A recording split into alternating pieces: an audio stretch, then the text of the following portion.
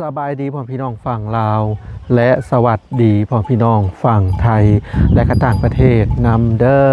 สำหรับคลิปนี้มาพอกันคือเก่าอีกแล้วกับซ่องบ่าวพรนะพี่น้องซึ่งสำหรับคลิปนี้บ่าวพรก็ได้เดินทางมาหาครอบครัวน้องไก่ทองนะพี่น้องซึ่งบ่าวพรก็บ่ได้มาหาครอบครัวเพิ่นกาค่อนข้างจะหลายอาทิตย์พอสมควรนะพี่น้องสิเข้าเป็นเดือนแล้วเนาะซึ่งเดินทางมาในครั้งนี้นะพี่น้องก็คือสิได้มาอัปเดตวิถีชีวิตของเพิ่นนะพี่น้องก็คือทั้งบ่าวพรเนี่ยก็ได้ยินข่าวนะพี่น้องได้ยินข่าวว่าลูกสาวเพิ่นนี่จะจัดงานแต่งภายในไวๆนี้นะพี่น้องยังบ่ได้เฮิงได้เนาะและบ่าวพรก็สิได้ไปสอบถามทางผู้เป็นพ่อหรือว่าผู้เป็นแม่เนาะว่ามือใดเพิ่นสิจัดงานแต่งนะพี่น้องถ้าว่ามือเพิ่นจัดงานแต่งถ้าว่าพรมีโอกาสพรก็จะพาท่านผู้ชมมาหับเบิ่งหับชมคือกันเนาะพี่น้องว่าบรรยากาศงานแต่งทางเฮือนแม่นอมหรือว่าบ้านน้องไก่ทองนี่เป็นจังใดเนาะซึ่งตอนนี้ก็มาพ้อกันในบรรยากาศตอนแรกๆนะพี่น้องตอนนี้ก็เป็นเวลา 6:00 นกว่าๆแล้วเนาะเอาเนาะพี่น้องเพื่อว่าเป็นการเสียเวลาเดี๋ยวเข้าไปทักทายทางพ่อสมพรหรือว่าพ่อหน้าน้องไก่ทองกันเลยเนาะ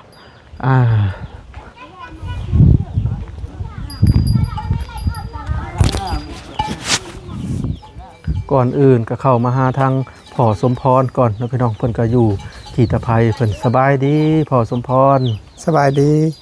เฮ็ดอีหยังน้อก้มเงยอยู่นั่งไผดังไฟโดดังไฟสิเฮ็ดอีหยังน้อเฮ็ดอีหยังเขาก็นึ่งสุกแล้วเขาก็นึ่งสุกแล้วมีแต่ดังยังกินมื้อนี้บ่ได้มีอีหยังบ่มีหยังเลยบ่แม่น้อมเพิ่นไปไสยังมาทันได้มาแต่ไปส่งลูกไปโรงเรียนโอ้คือได้ยินข่าวว่าสิมีดองลูกสาวซั่นบ่โดมื้อใดน้อมื้อ9 ค่ำขึ้น9 ค่ำออกใหม่9 ค่ำออกใหม่9 ค่ำโดมื้อนี้จะค่ำแล้ว3ยังบ่เฮิงเด้อน้อโดโอ้งานแต่งลูกสาวสิจัดขึ้นในเฮือนหลังใหม่นี่เนาะโดโอ้บ่เคยจัดงานดองผู้ที่เฮือนแล้วเพิ่นก็สิจัดงานดองนี่เจ้าบ่าวเอางัวมาให้จักโตตัวนึงงัวใหญ่อยู่บ่3น้องงัว3น้องก็ถือว่าเต็มแม่เนาะโดตัวนึงงัวตัวนึงนี่ก็สิอันน่ะเฮ็ดอาหารให้แขกคนที่มาร่วมงานในมื้อนั้นโดแล้วก็เจ้าบ่าวทั้งเจ้าบ่าวเอายังอีกให้ครับดองครับแล้วก็หมูไก่มีไก่มีหมูมีงัวโดโอ้ขึ้น9 ค่ำโดเนาะเป็นมือแต่งงานลูกสาวเพิ่นส่วนลูกสาวเพิ่นนี่ก็สิได้ไปอยู่เฮือนผัวได้เนาะโดส่วนหลายเขตที่นี่นะผู้หญิงนี่จะไปอยู่น้ำผัวเบิดทุกคนน้อยนักจะมีว่าคนที่มาเอาผัวมาอยู่เฮือนนอกจากว่าคนเฮือนนั่นนะบ่มีผู้ชายเนาะบ่มีคนอยู่เฮือนนะพี่น้องแต่ก็ได้เตรียมการไว้แล้วบ่พ่อสมพรเตรียมพื้นเตรียมยังไว้เรียบร้อยเนาะแล้วหมดแล้วน้ำก็ตักไว้แล้วน้ำใสเตรียมไว้หมดแล้วน้ำกุน้ำกินก็สั่งน้ำดื่มมาเนาะโอ้เป็นงานใหญ่ได้พอสมพรงานแต่งนี่งานใหญ่ได้ขนาดงานขึ้นเฮือนเจ้าก็ยังพอแหงเลยมือเดือนก่อนนะอันนี้งานดองนี่ก็คนหลายกว่าขึ้นเฮือนได้เนาะคนนี่หลายเพียงใดพอสมพรเพิ่งทำงัวหน่อยงัวใหญ่แล้วหากกันว่าใหญ่แล้วก็บอกทั่วบ้านต้องเบิ่งตามอาหารเนาะส่วนรายงานดองอยู่เขตแถวนี้เพิ่นจะนิ่นเป็นอาหารหลายกว่าจะนิ่นเป็นเนื้อหลายกว่าเด้อพี่น้องคือจะเห็ดแต่เป็ดลาบแล้วก็มียังอีกที่จะเห็ดน้ำวางครับปุ้นมีอยู่บ่มีแต่อาหารอย่างเดียวเนาะ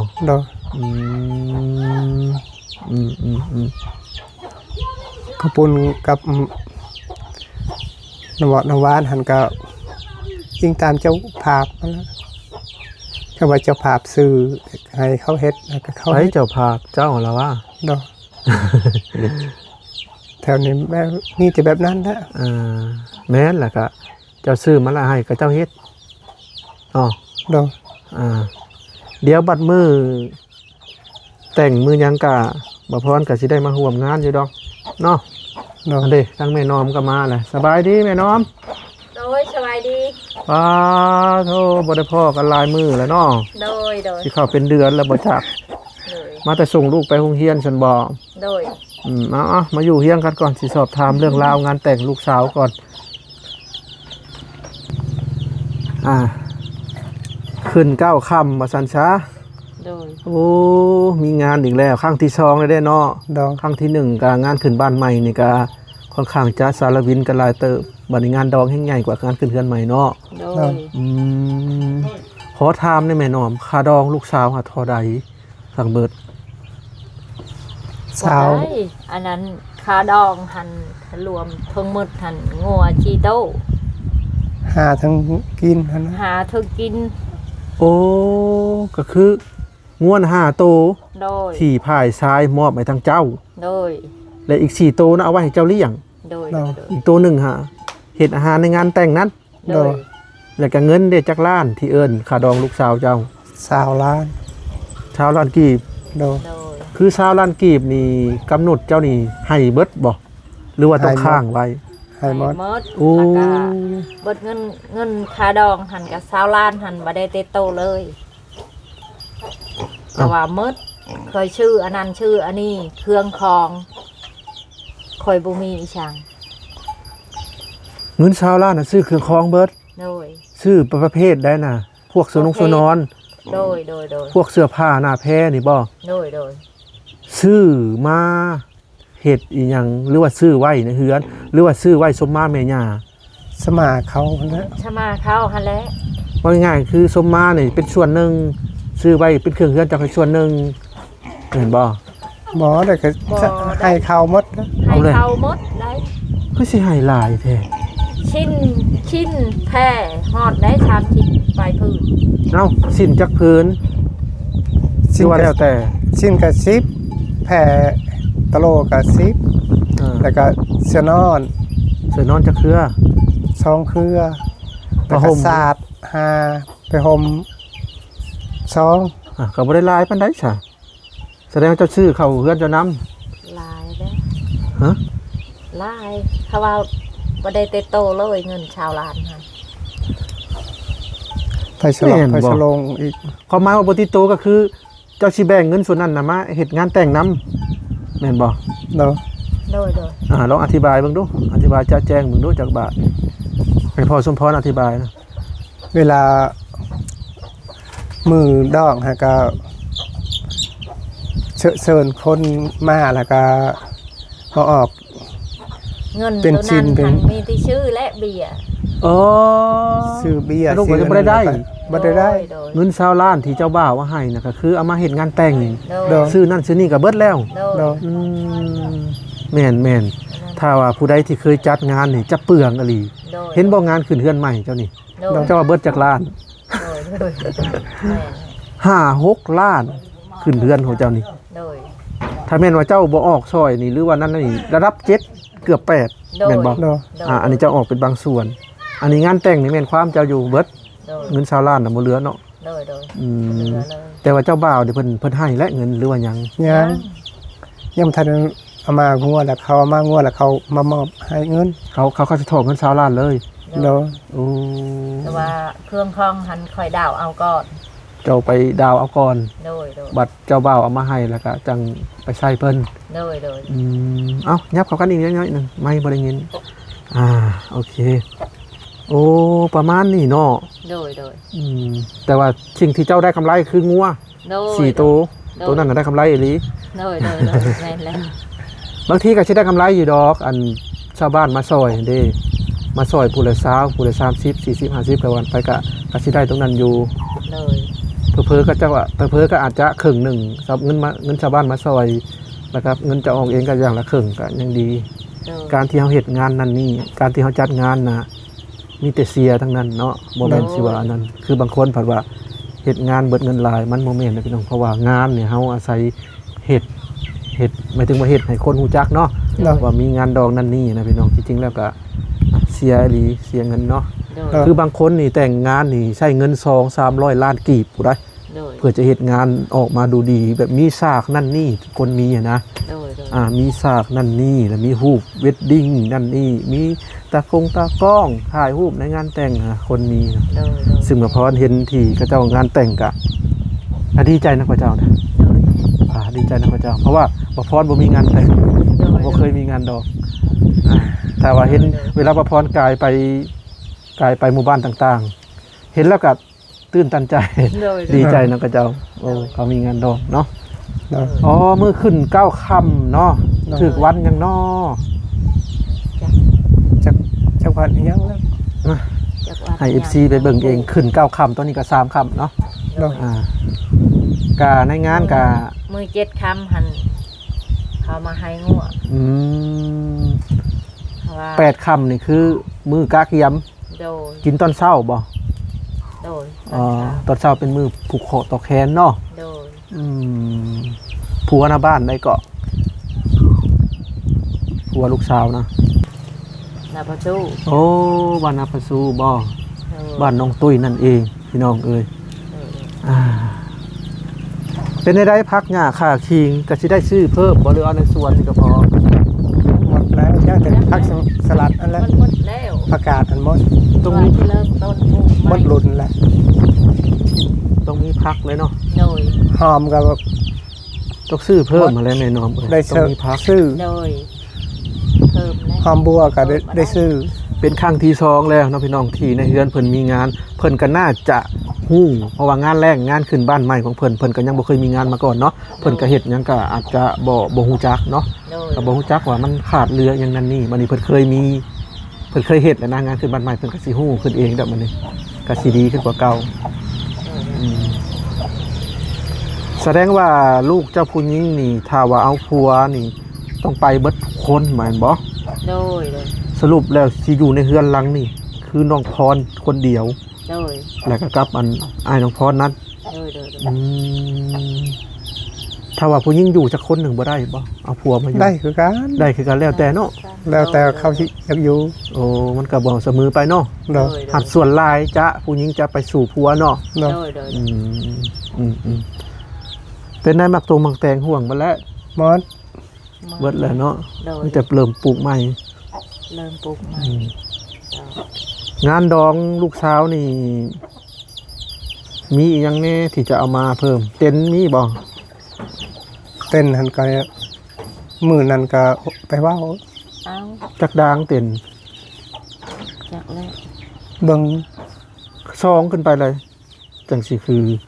โดย ไม่ถึงว่าจังสิทั่วถึงแขก โดย อันหนึ่งเนี่ยบ่ป้านได้เพราะมันมี6สุดหนึ่งต้องซอง คือโดย ดางละ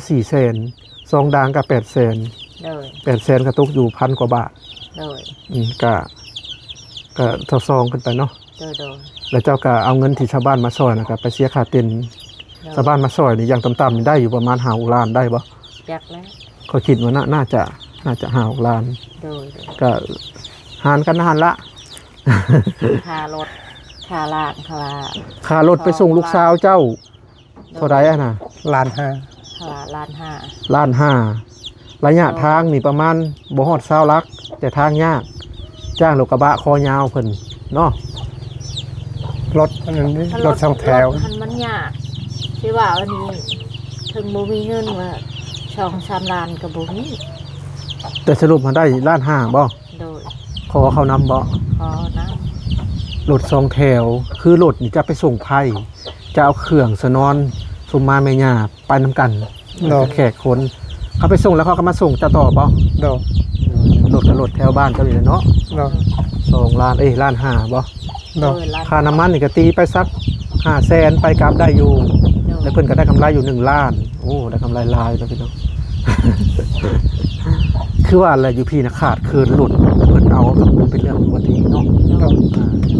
ก็คือมื้อนั้นน่ะแหละสุขข่อยพาบ่น้อยไปโรงหมอฮะที่บ่น้อยอันเพิ่นอันเป็นกระทันหันนะ โดย ฮู้บ่เขาเอาค่ารถเท่าใด คนบ่ฮู้ 3 ล้านกีบ ค่ะ 3 ล้านกีบระยะทาง100 กว่ากิโลจากนี่ไป กับบติแหละเพราะว่าเพิ่นก็บ่ได้อยากไปแต่เฮาหาเพิ่น โดย แต่จริงๆแน่ๆนะเพิ่นก็สิได้กำไรอยู่2ล้าน โดยโดย ค่าน้ำมันเพิ่นเอาไปกับยักกี้กับเบิดอยู่500,000 600,000นึกออกบ่พี่น้องแบบว่าเฮาขาดเคินรถในถิ่นนี่นั่นแหละเลยเขาก็ค่อนข้างจะจ้างแพงเปรียบเทียบก็คือรถไทยใหญ่อยู่ทางฝั่งไทยนั่นแหละกับรถไทยใหญ่อยู่ทางฝั่งลาวเนาะราคาจ้างก็อยู่ฝั่งลาวมันก็จะแพงมันยังขาดตลาดอยู่อย่างประมาณนี้นะพี่น้อง3ล้านกีบพาบ่น้อยไปโรงหมอในมื้อนั้น เป็นว่าซั่นเพิ่นก็ได้กำไรอยู่2ล้าน โดยโดย ตีไปค่าน้ำมันรถกระบะดีโวก็ ให้มันแพง ไปกับก็เบิดจะต้อง500,000หรือ600,000เนี่ยน้ำมันนะ โดย ฮะก็บ่เป็นหยังอันนี้เล่าให้พี่น้องฟังนะพี่น้องถ้ามื้องานแต่งเนาะทางทีมงานเฮาก็สิได้มาร่วมอยู่ดอกเนาะ โดย ทางเจ้าก็สิเชิญอยู่แล้วว่า โดยที่เชิญและ เชิญอยู่นะพี่น้องแล้วก็ถ้ามี เชิ โอ ญ กาสก็ เชิญทั้งเบาหน่อย บ่น้อยบ่ล่ะ โดย ก็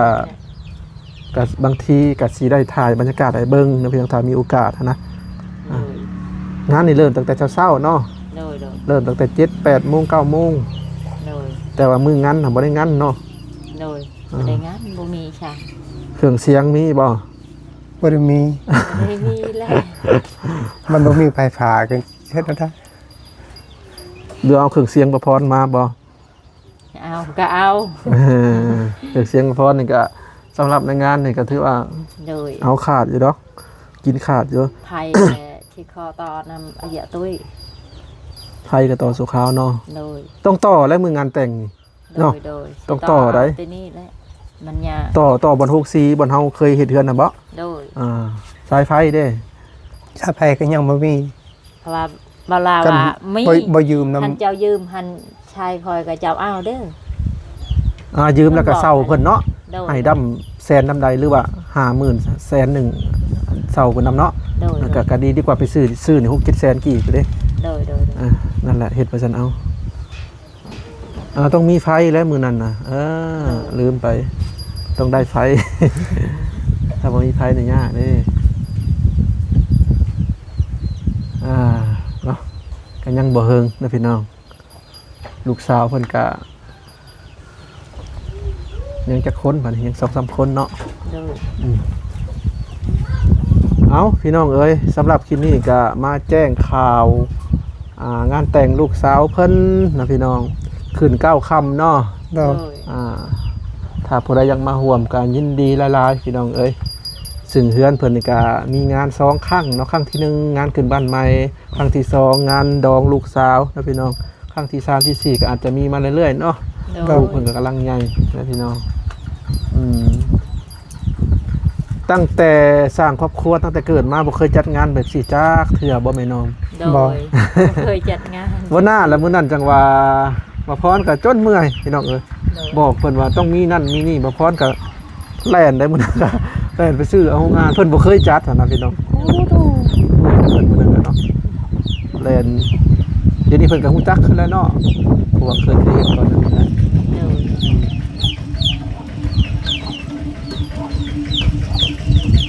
ห้องน้ำก็ใช้ได้ปกติแล้วว่า โดย ดีละเนาะเป็นได้อุกใจบ่สิมีงานใน บ่ เรือน แล้วพายสิอุกใจ ดีใจบ่ โดย หรือว่าอุกใจแบบว่า คันว่า จัดงานมาพร อามาไผมาเฮือนนี่ก็อุกใจแล้ว มันบ่มีเงินใช้ข้าวอันนี้ก็มีแต่ลูกไปเฮือนข้าวแล้วก็เฮาก็บ่ได้อุกใจ อ๋อหมายถึงว่าถ้าเอาเคยมาอยู่เรือนนี่อุกใจ คันว่ามาไผอยู่เฮือนนี่นะ อ๋อหมายถึงว่าถ้าลูกชายเอาเมียเอาไพ่มาเรือนนี่อุกใจ อุกใจ มันบ่มี มันบ่มีช่าง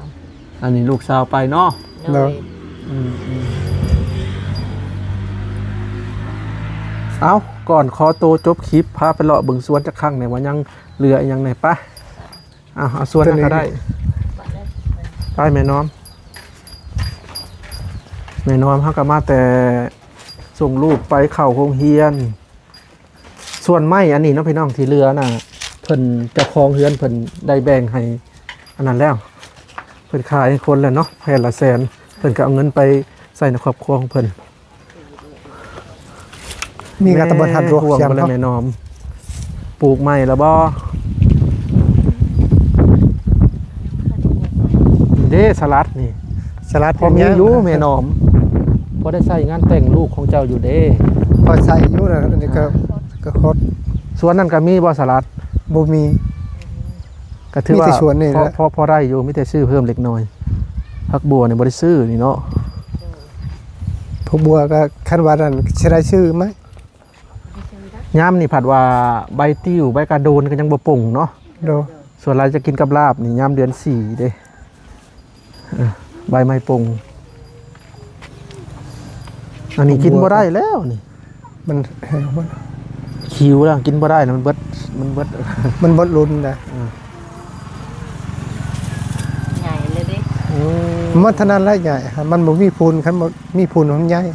ตัวนั้นก็เป็นหมากละ คือว่าตัวนั้น อันนี้ก็เป็นเฮือนทาง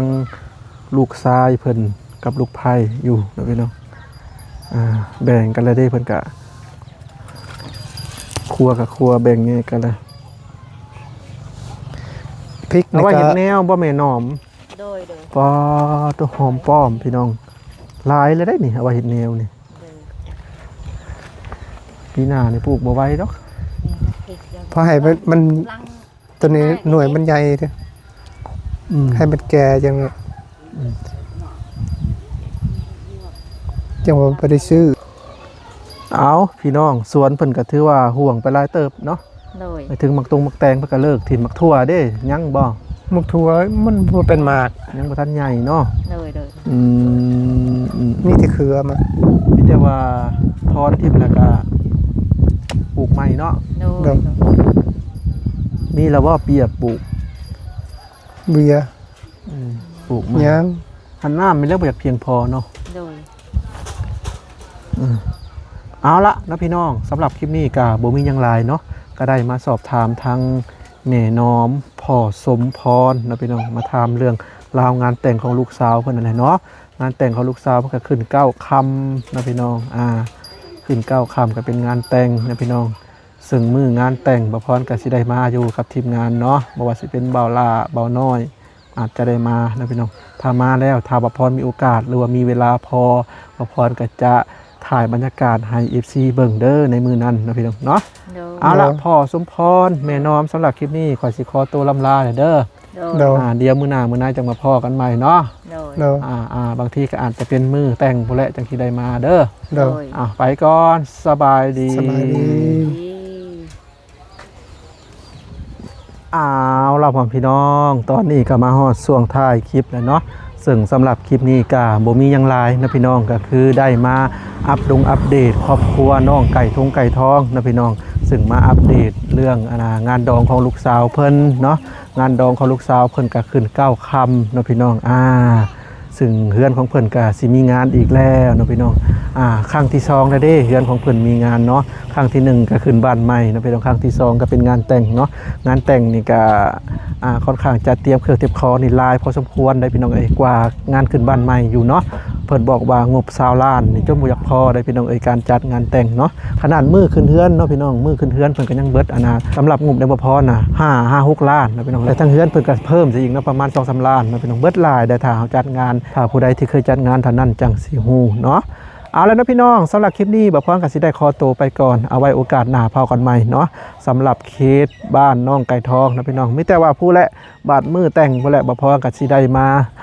เบิ่งบรรยากาศตอนเพิ่นเฮ็ดนั่นเฮ็ดนี่เนาะเอาพี่น้องเอ้ยไปก่อนเด้อสบายดี